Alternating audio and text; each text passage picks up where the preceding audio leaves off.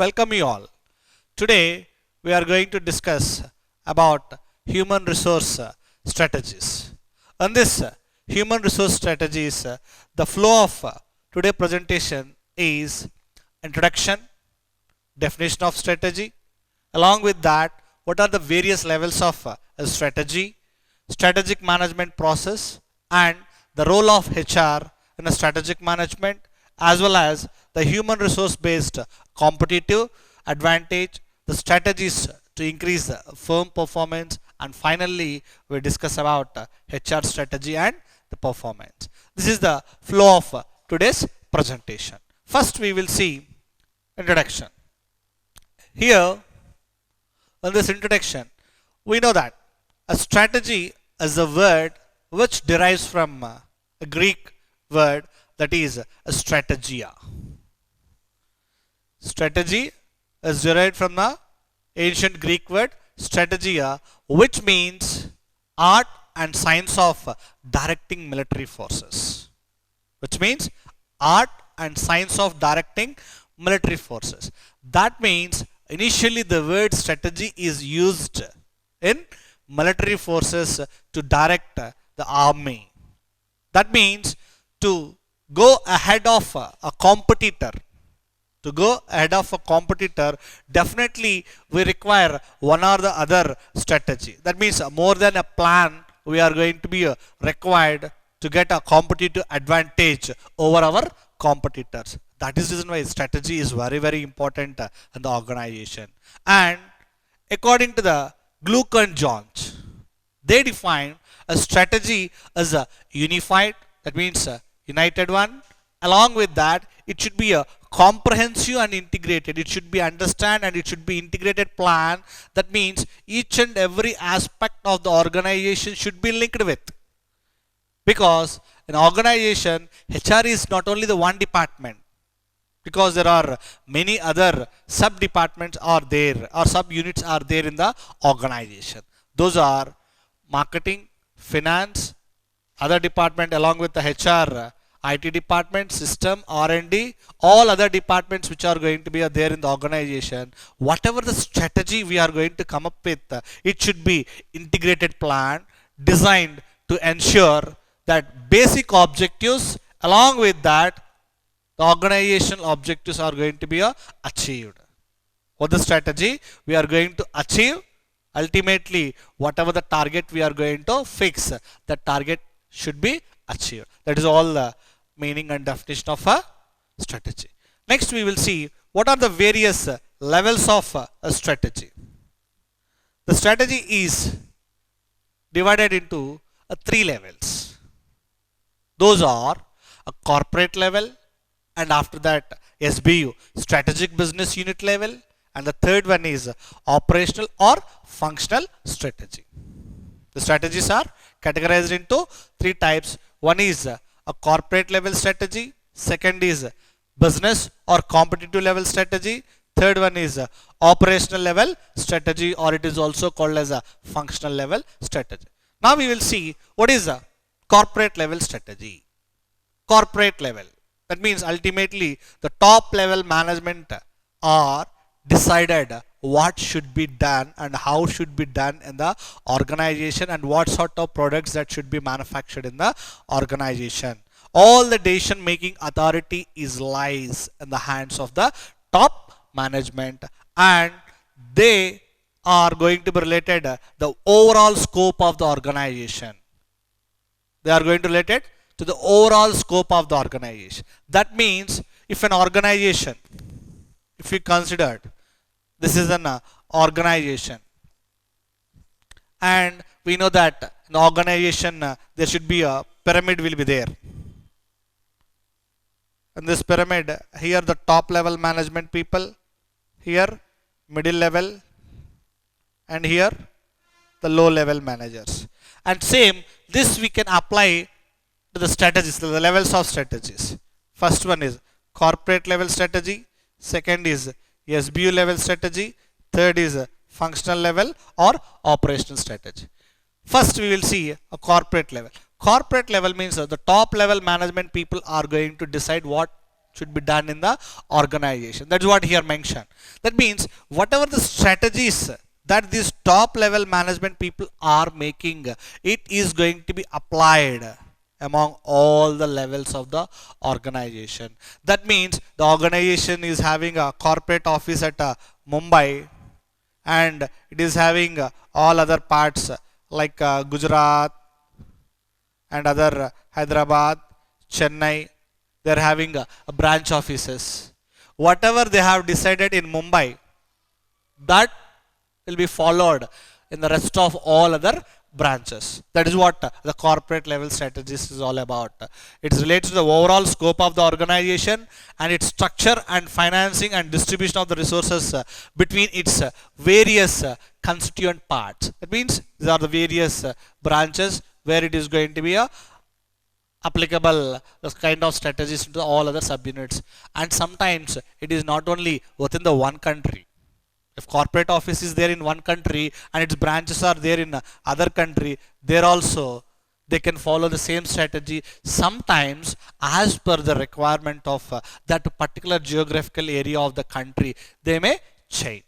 That's what corporate level strategies are. Ultimately the top level management which are framing the strategies in the organization. Second is business or competitive level strategy. We are also call it as strategic business unit strategy. Strategic business unit.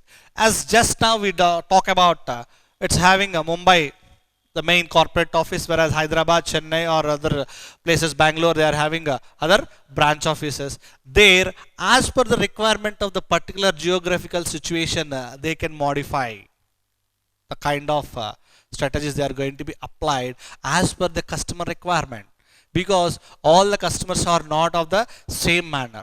Because if the company is manufacturing same kind of product, is that all kind of promotional activities are not same throughout the country, because depends upon the geography and depends upon the size of the business as well as taste and preferences of the customer, that may be changed. That's what business level strategy means.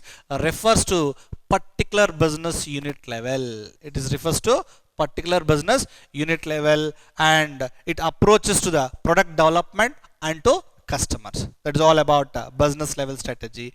And the final one is operational level strategy or functional level strategy. Operational or functional. We are having a number of functional aspects in the organization based on each and every subunits or the sub functions which are there in the organization. Depends on that marketing, finance, manufacturing and so on. They are going to be having different kind of strategy. For example, marketing people, how they want to promote their product and how they are going to use different kind of pricing strategies to attract the customers. For example, finance, how best they can use the working capital available and how best they can reduce the wastage of finance, as well as production, the quality of output that they are going to be given to the customers. They're all they are going to be concentrated at operational level. That is reason why these strategies are categorized into three types. One is corporate level, second one is business unit level, and third one is operational or functional level. These are the three different types of strategies. Next we will see what are the various steps that which involved in strategic management process. Ultimately, the strategic management process starts with the first step, formulation of mission and objective. What is a mission? Mission means the ultimate purpose of the organization. Mission means the ultimate purpose. And objectives means what they want to get or what they want to perform, and ultimately what are the goals. That is called as a objective. Mission means the very purpose of the organization, why they are established, the company or the organization. The second thing is the objectives means goals that they are going to formulate, or simply they are going to put into the paper what they want to perform, that they want to decide. And after formulating the mission and objective statements, next they are going to see thorough SWOT analysis. What is meant by SWOT analysis? And SWOT stands for strengths, weakness, opportunities and threats. In this, the first two, strengths and weaknesses, are related to internal of the organization. Strengths and weaknesses are related to internal of the organization. What are the strengths of the organization? Whether it is having a good manpower or good technology or other kind of aspects they are having or not. That are all comes under the internal aspects. And the OT, opportunities and threats, which is related to external part. That means whether whatever the product that we are manufacturing, it is having a good opportunity. That means good demand in the market or not. That we have to identify. That's what proper, thorough SWOT analysis makes the organization to identify their core strengths and weaknesses. Along with that, whether they are having a good opportunity or is there having any kind of threat in the market or not, that they are going to be decided. And after knowing all those sort of SWOT, next immediate is they are going to consideration of strategic alternatives. That means they will be having assessing all those aspects, strengths and all. Based on that, related to their strengths and related to the opportunity, they are going to consider one of the best alternative to go into the market. That's what consideration of strategic alternatives. And when all the top level people or the group of people, when they are sitting together, each and everyone is coming up with one or the other alternative idea, and that idea should be discussed among a group of people, and out of the pool of ideas they will select the best idea to implement in the organization. That is what the next step, choice of strategy or choice of a product, whatever it may be, the kind of strategy we are going to cope up to have a competitive advantage in the market, that they are going to be identified. Once they identified the kind of strategy, that is going to be put into the action. That is called implementation. They are going to put into the action. And after implementation, it is a responsibility of the manager concerned to take care whether it is going to be giving the desired results or not. That they are going to be done with evaluation and control. In the evaluation, they can check whether it is giving the desired result or not. If not, they will be having where it is going to be controlled or not. It is a cyclic activity. These are the 6 different steps which are involved in strategic management process. Now we will see how this strategic role of human resource. The strategic management, what is the role of human resource, or the concept is also asked in examinations like this: aligning HR strategy with organization strategy. The strategic management of HR can facilitate creation of a competitive advantage.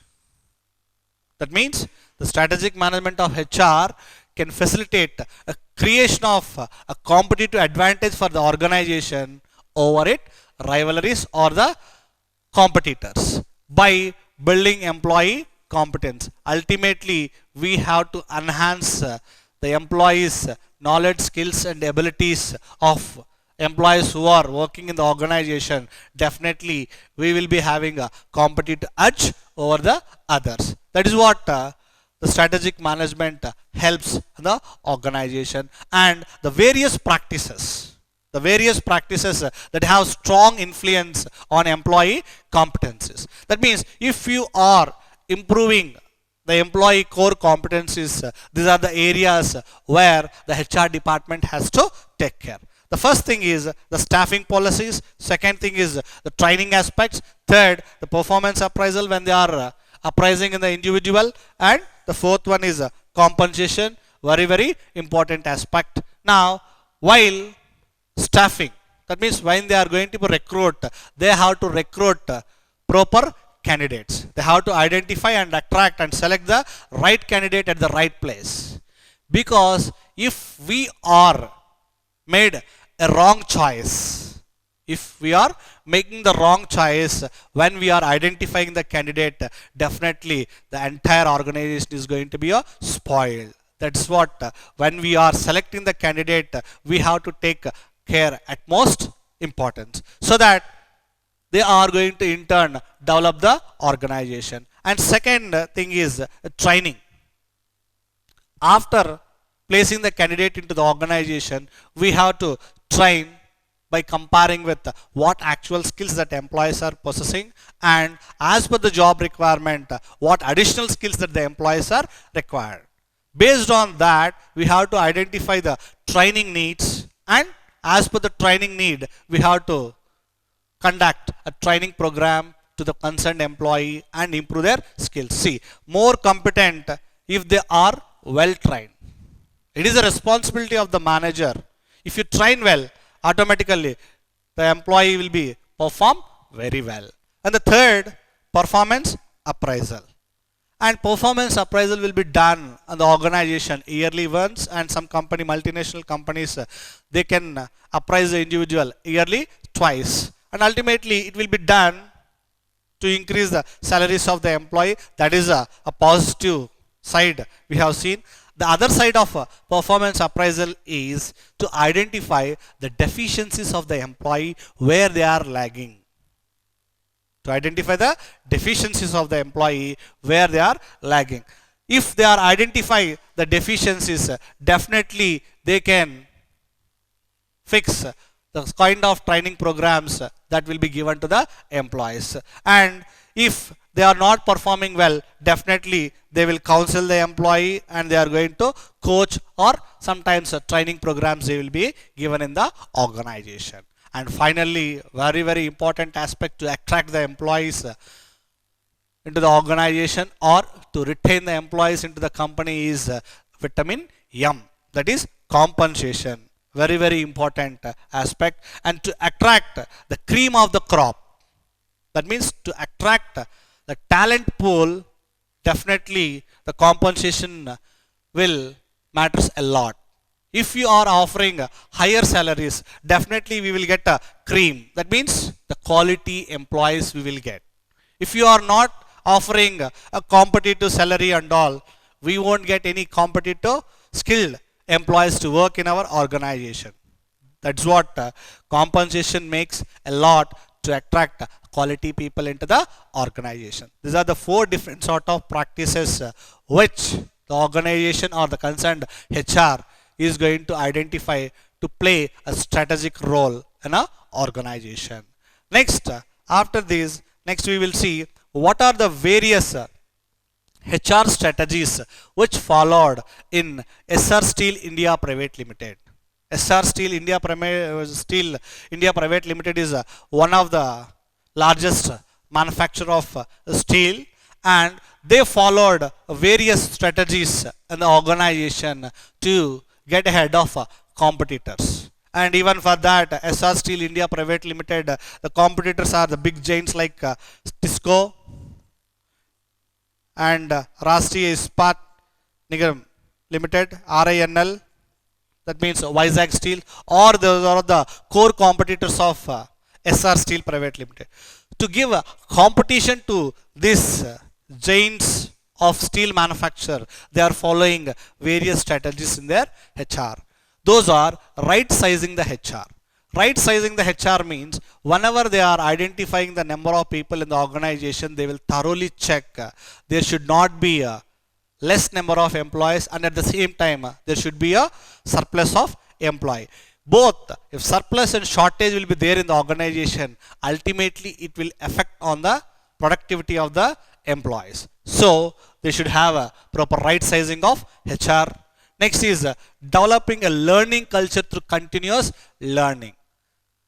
Here they allow the employees to undergo for a training program, and ultimately the training will be not a one-time settlement or one-time aspect.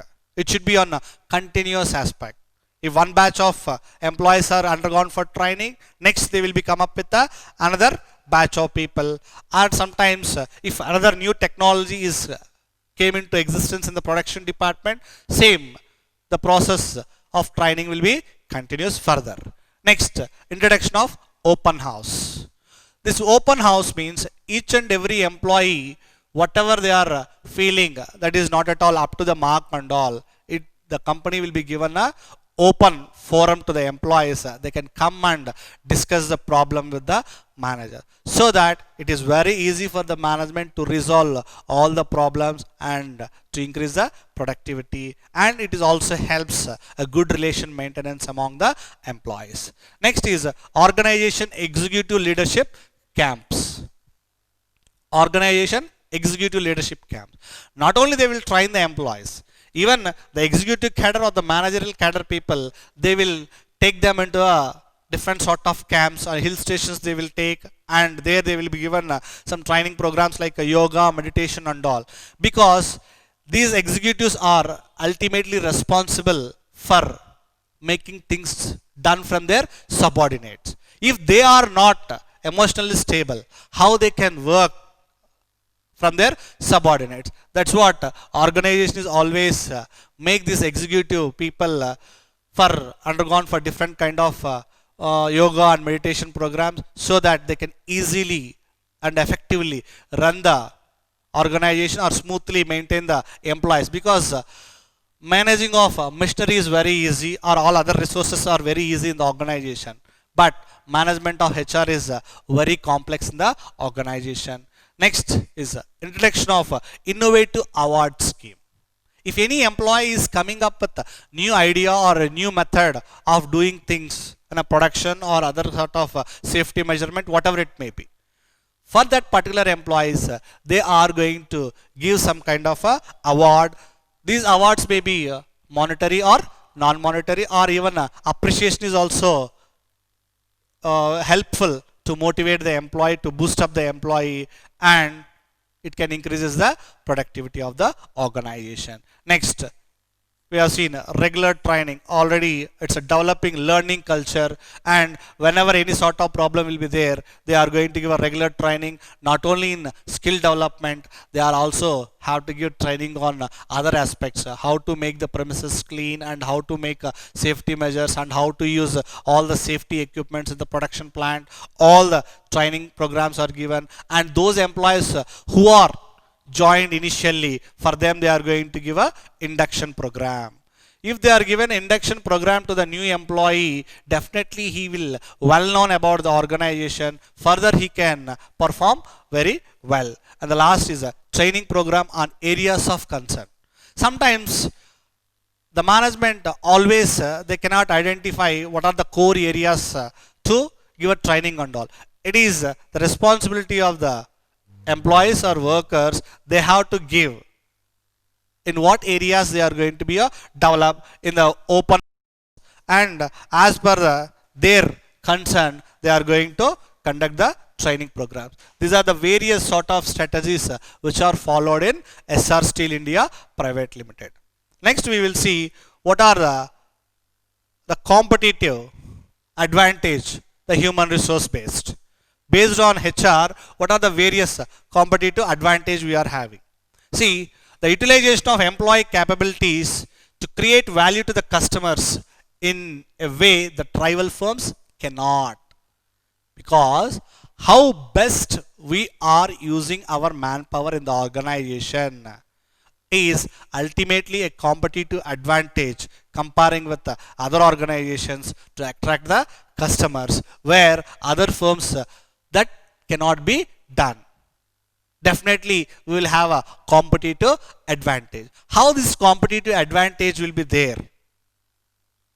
According to the words of Barney, he identified the company or the firm's resources leads to a sustained competitive advantage when they are having valuable HR, rareness of HR, immutability of HR, and non-substitutable. These are the four practices which the companies are keep in mind when they are having a competitive edge over the others. Now, valuable HR. Valuable HR means the effectiveness. Valuable HR means the effectiveness of workers or the employees who are performing well in the organization. Second thing is rareness of HR.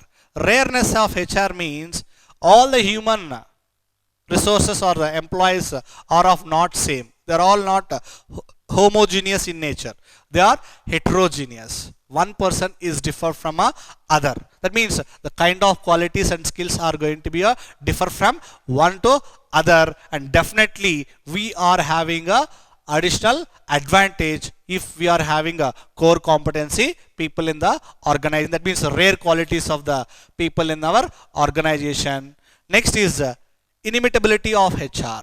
Inimitability in the sense whoever there in our organization or whatever the sort of sources we are having in the organization, that cannot be duplicated. For example, in a production, whatever the technology we are using, definitely after a certain period of time, they used to have some kind of duplication.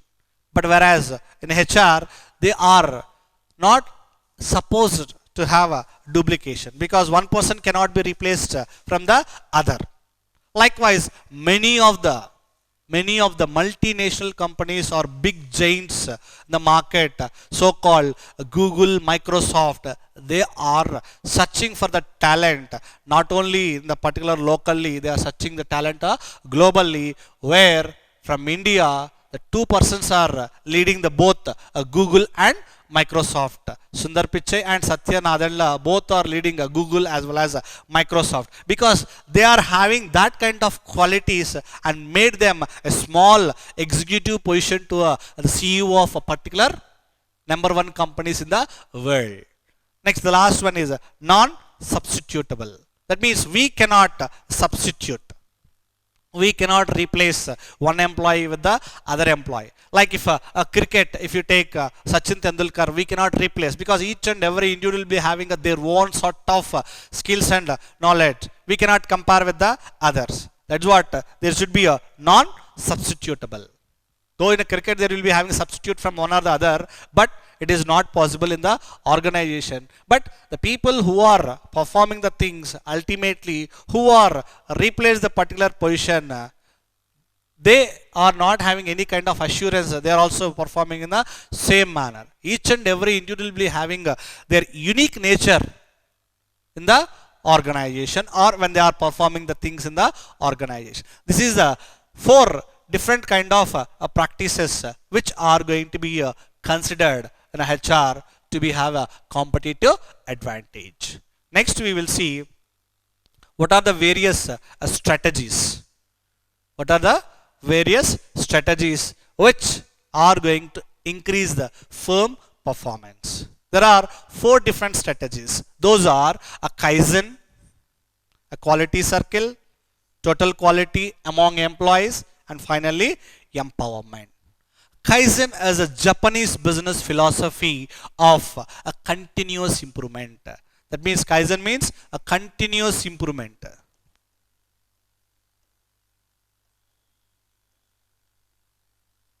Continuous improvement and work practices. Because it is not only the HR department held responsibility in the organization, all other functional areas also cooperatively work together, then only we can achieve our targets. That is what working practices and the personal efficiency of individuals. That means continuous improvement.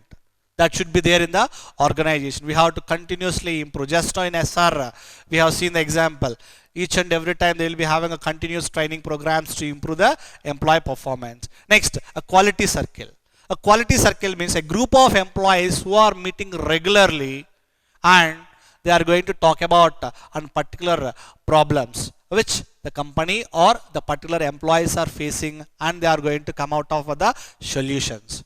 With those sort of quality circles, definitely the productivity can increase. Next is total quality management among employees. Whenever we are seeing the word TQM or total quality management, our mindset or psychologically we will think that quality management is only related to a particular production department. Those days are gone because total quality management is nowadays everywhere. It is there in the quality should be there in HR, the quality should be there in a product, the quality should be there in marketing, the quality should be there in how to operate the financial terms or financial aspects or how to maintain the financial statements. The quality will be there in R&D, the quality should be there in IT, each and every aspect. That is the reason why those boundaries are not limited nowadays. the quality of the TQM aspect. It is a management approach to the long-term success through customer satisfaction. It is a management approach to a long-term process, ultimately success through a customer satisfaction. If you satisfy the customers, definitely they will bring the customers to your company. That's what. If you want to satisfy your customers, first you have to satisfy your employees. Then definitely the employees will bring back customers to your company. Ultimately, the productivity or profitability of the company is going to increase. The last one is empowerment. Empowerment means authority or power. We have to give authority or power to the employees to do the something, because always the employees or the worker concerned or the supervisor concerned, he may not go and approach to the higher level authorities. If he is given some kind of authority or freedom to do the particular work, the things are going to be done very easily. For even a small thing, or if you have any kind of leave approval and all, ultimately if he is going to the top of the management, why should all other people who are there in the various sort of levels? There is a no use, right? Instead of saying a no use, there will be a time consuming. Instead of putting their time on other unnecessary aspects, they can work on some or the other work, so that the organization performance will increase. These are the four different kind of strategies which are going to increases the firm performance. Now we will see what will be there in each or the other strategy one by one. Now first we will see Kaizen.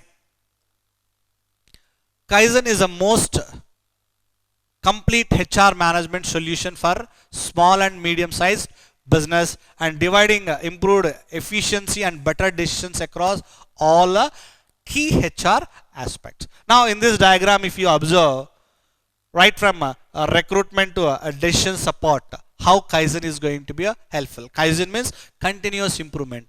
We have to improve the recruitment and onboarding. That means whenever we are taking the new employee, we have to train. Second thing is payroll management and processing.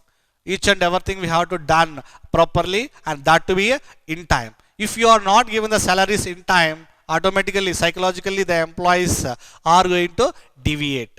Next, risk mitigation. Risk is going to be reduced when they are working in the organization. That means work safety will be very, very important. Next, time and attendance management. The employees has to come in time into the organization. That is a crucial aspect. If they are in time, definitely the productivity can increase. If they are late for 10 to 15 minutes, if a big production unit where they are having thousands of employees, each and every employee will come late for 10 to 5 minutes, automatically when the 1000 employees or 5000 employees working organization, if you calculate all the 5 minutes or 10 minutes late, it's a 5 into 10, ultimately 5000 minutes. The productivity is going to loss. Next, employee benefits management. Whatever the benefits that the employees are going to get in the organization, that benefits are going to be given time to time, in terms of incentives or bonus or other kind of gratuity. All those things are given in time. And paperless HR, everything nowadays they are maintaining on systems to overcome or to be environment friendly. Next, talent management. Each and every time we have to check how many member of employees that are there in the company. And the concept in HRP, we have seen movement of employees from current position to a desired manpower position. If any sort of such kind of plans like expansion and diversification, we have to check about the talent pool in our organization. And last, decision support. How the decision support system will helps, and how it is going to be work in HR means, in HR there will be information systems are there. That information system we are called as HRIS, Human Resource Information System, where they are going to keep record of all the information of the employee, right from a recruitment to a retirement, or while he is going to perform and all, and how many times he will be giving promotion, and how many times he got salary increments, all the information, and how many times he undergone for the training program. Each and everything is going to be clearly mentioned. The education level, the qualification, all those things. Whenever any kind of requirement will be there, definitely we need not search for the outside. And with the help of this HRIS or the decision support, we can take the help and we can replace the employees. This is how the Kaizen is going to be helpful. And the next is quality circle. The term quality circle derived from the concept PDCA circles. PDCA, where P stands for plan, D stands for do, C stands for check, and A stands for act. Here, a problem well defined is a problem half solved. Because sometimes in the companies, they doesn't know where the problem occurs. That is a major drawback in an organization. Because they doesn't find where the problem will be occur. But always they are running behind the solutions and all. If that is so, then there is no need of searching for the alternative solutions.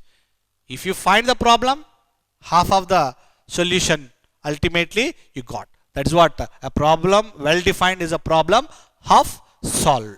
That's what we should be having proper plan. We have to first understand the problem, next execute whatever the plans, and we should have a proper follow-up. Finally, we have to make the policy into a standardized. That's what here. See, in the plan stage, is the problem statement is clear and accurate. We have to know that whether the problem is clear and accurate or not, and has a systematic root cause identified. As a root cause, whether you have identified or not. Once we are identified or understand the problem, next it is easy that has irreversible corrective actions that we are going to implement to overcome the problem. That means do. And after do, we have to follow up. As the plan identified will be having a effectiveness of all the corrective actions or not. That means we have to check after doing or executing the plan into a proper action. We have to follow up. Finally, has the plan identified is standardized and take all the lessons learned across whatever the problems we are going to be face. Those problems are whether it is a product related problem, whether it is a process related problem, or any other functional areas, or whichever the plants. Plants in the sense, some of the organizations will be having a different kind of plant locations throughout the country. Wherever the problem will be occur, there they are going to take proper action. That is what quality circles are going to be helpful. And this method was developed by Dr. W. Edwards Deming. The quality circles method was developed by Dr. W. Edwards Deming. The quality circles is also called as a PDCA circle. P stands for planning, D stands for do, C for check, and A for act. Next is total quality management. The total quality management in HR is ultimately, as we just now seen, the quality is not at all limited to a production. It is there for all other functional aspects in the organization. While considering the total quality, what are the various HR variables they are considering? Those HR variables are job enrichment. Each and every time, whatever the job that the employees are doing, they will be getting a continuous monotony and all. Each and every day they will be increase the additional responsibilities to the particular job, and to increase the additional responsibility, we have to have proper and thorough job analysis and worker safety. And of course, this is a core aspect in the organization. To overcome the unnecessary accidents, worker safety is a mandatory, and giving workers more planning responsibility, because we are going to involve the employees in planning and all. They will feel that, okay, the company is involving us in a planning and decisions, definitely we can do our best. That kind of motivation will be there for the employees who are working in a company. Next, giving workers a broader range of tasks, not only a narrow range. If we are giving a narrow range, they are going to think, okay, their knowledge levels are to particular aspect only. If you increase their knowledge levels, definitely it will be competitive enough for the organization. At the same time, it will be competitive for employees also. Next is changing management and labor relations. We should have a cordial relations. Then only the work will be done very smoothly. And finally, the training will be given to all the people. All in the sense, right from workers, supervisors, and management. Depends upon the level they used to give a training. Ultimately, the total quality we are going to achieve in a human resource in the organization. And finally, the last strategy is empowerment.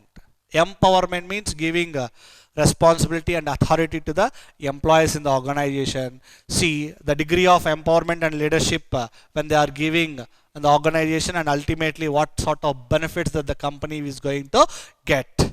And we are going to encourage the people, and we are going to involve in decision making, and ultimately we are going to give a enabling them, the employees, that means to give a fullest authority to take any kind of decisions. Encouraging employees to play a more active role in their work.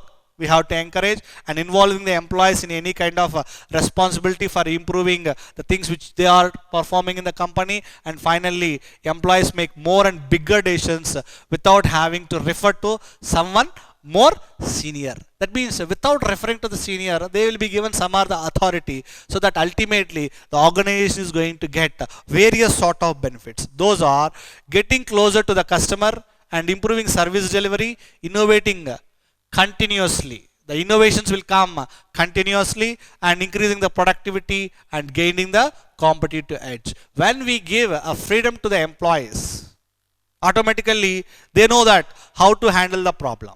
If we are not giving any kind of authority and responsibility, even for a small problem and all, if you ask them to give explanation and all, they won't come up with their out of box thinking. They won't come up with the out of box. Even though they are having any kind of plan or idea in their mind, because of fear or the status consciousness, definitely they won't come up with. So, in the organization, if they want to increase the firm performance, definitely they are going to give some kind of authority and responsibility. That is called as a empowerment of HR. And finally, we discuss the last thing is HR strategy and performance, and how this HR strategy is going to affect, or the final outcome, how it is going to affect. It is discussed with the help of the process diagram. Here the HR strategy is what the company is following, and what the employees have, and what the employees feel, and what employees do in the organization, and what the customer outcomes, and what are the operational outcomes, ultimately the final outcomes. And ultimately the HR strategy in terms of recruiting, selecting the people, training and development, as well as performance management and reward management and proper communication in the organization. These are the various sort of HR aspects where we have to concentrate. And ultimately what employees have means they should have proper skills, abilities and competencies. If they are having all these things, they will feel that. That means these are all we have to give. Some people automatically they will join in the organization with some sort of skills and knowledge and abilities. Some employees, depends upon the job, we have to enhance their skills and knowledge levels. That's what. If you make all those things, definitely the employees will feel motivation and commitment, and they will be having proper engagement towards the work. Next, what employees do? They are going to perform the tasks that what they are going to be doing. That's what. Task behavior, discretionary behavior. Discretionary behavior means where we cannot identify are going to be a reward sometimes, because this discretionary behavior where it will be shown their honesty. For example, if you are running a car showroom, or if you are working in any place, a showroom, automobile showroom or any other mobile showroom and all, where the customers will come and one or the other they are going to left their belongingness, either a laptop bag or any money purse or mobile, they are going to left over there. At that time, how the employee is behaving is very, very important. Some employees, they are ready to give them That means they will call them if they are lost any money, person or bag or laptop bag. They will check is there any visiting card will be there. Definitely they will call them and they will give them back. Those kind of behavior is called as a discretionary behavior where the employees can show their honesty. Next is counterproductive behavior. Counterproductive behavior is going to avoid in the organization, because some employees is having the habit of thefting some or the other. Suppose if the stationery or any other products which they are producing in the organization, that sort of behavior should be avoided, and attendance should be there, proper and regular attendance, and in time attendance will be there. And last, turnover. Ultimately zero turnover is not possible. Whatever the turnover of employees are there in the organization, that turnover should be minimized. That means movement of employee from one organization to the other organization should be reduced. These are what employees are going to be doing. Ultimately the customers will be satisfied and we can retain the customer. Not the competitor is going to catch our customers. We can hold our customers if our employees are performing very well. Definitely the operational outcomes are productivity is increasing along with the quality, and the shrinkage of accidents. The accidents are going to be reduced in the organization. If accidents are reduced in the company, definitely the company will be taking care of proper training on safety and health of the employees. If safety and health is given importance in the organization, ultimately the final outcomes are we can check with our expenses and revenues, the profits are going to be increases. That is the ultimate outcome of any organization, or ultimate objective of any company is to improve their profit. This is how the HR strategy and performance is having a link in the organization. Now before closing this, we can discuss what the aspects we have discussed in today's session. Introduction, definition of strategy, and what are the various levels of strategy, and how HR is going to have a based on competitive advantage, and the various strategies that are going to be used to increase the firm performance. Those strategies are Kaizen, quality circles, total quality management, and empowerment. Finally, we will conclude with a quotation that given by Joel Ross and Michael Kami. They given a quotation on strategy. Without a strategy, the organization is like a ship without a rudder. Without a strategy, the organization is like a ship without a rudder going around circles. That means if the company is not having the strategy, they are compared with the ship which is not having a rudder. Because if we want to go on a boat, a small boat and all, definitely we should have a rudder which will be shows the direction, which direction we are going to be going on. If we are not having the rudder, we will be going as per the direction of the water, in which direction it is going to be flowing and all. That is what. If you are not having the strategy, as per the winds or the waves of the market, we are going in the market. If you are having definitely the strategy, definitely you will go in a way where you are going to decide it. That is the reason why strategy is very, very important in the organization. Thank you very much. And next class, we are coming up with another concept of HR. Thank you.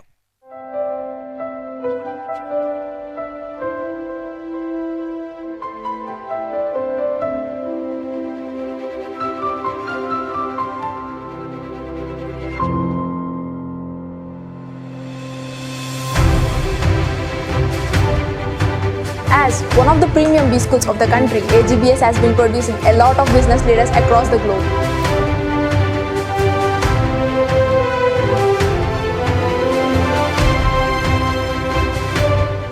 AGBS is a great place for learning with its unique teaching pedagogy, and it is also able to transform its students into intellectual professionals.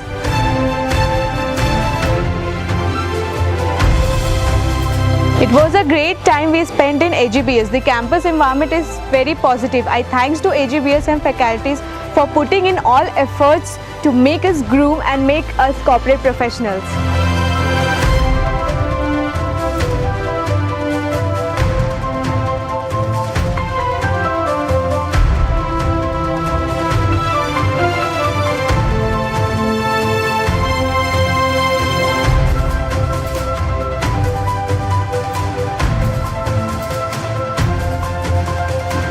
AGPS library represents rich repository of books, journals and periodicals covering all the areas of management to meet the needs of student, faculty and research scholars from allied areas.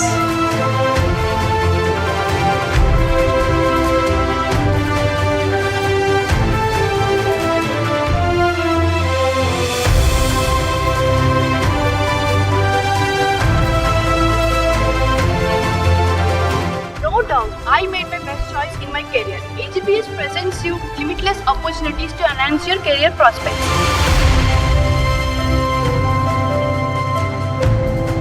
An extraordinary college life, well supported by activities of par excellence that helped me to become what I am today.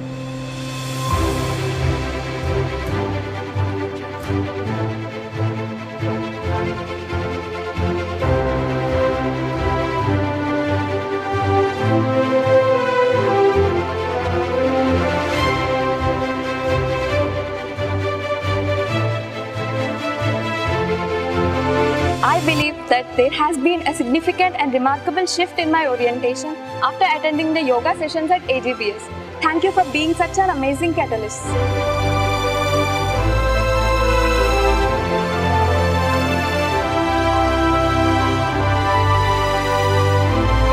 At AGBS, we believe in success by how successful our students are. In the year 2019, our students have achieved unparalleled achievements by getting a highest package of 12 lakh per annum, and also more than 80% of the students secured a job. This has never been seen or heard by business school running in two-tier city like Kakinada. Corporate networking and mentoring has developed our students and improved their knowledge, skill and attitude. I am very fortunate enough to get highly dedicated, talented and committed faculty members. We impart education through a fine blend of theory and practice. Real-time situations created through management games, case studies, group discussions and panel discussions helps the students relate concepts to practice. I got placed in Infosys. It is because of the efforts made by the faculty, trainee and placement cell, which always make sure that the student get placed in the best company in the market.